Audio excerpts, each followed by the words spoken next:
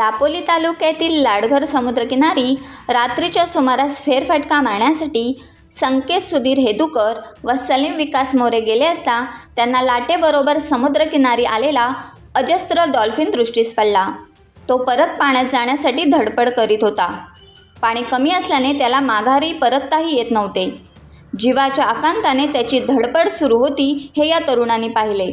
अखेर संकेत सुधीर हेदुकर यांनी डॉल्फिनला समुद्राच्या पाण्यात सोडत जीवदान दिले। या प्राणीमित्रांचा निरोप घेताना डॉल्फिनलाही मानवता जिवंत असल्याचे दर्शन झाले असेल।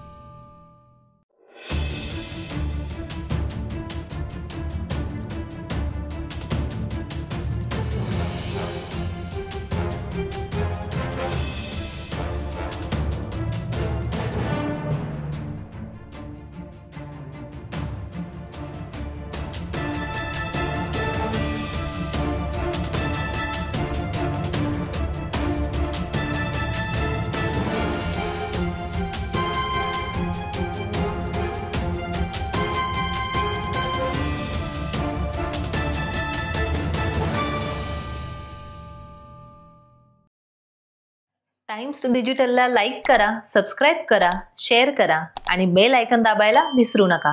पाहत रहा टाइम्स डिजिटल।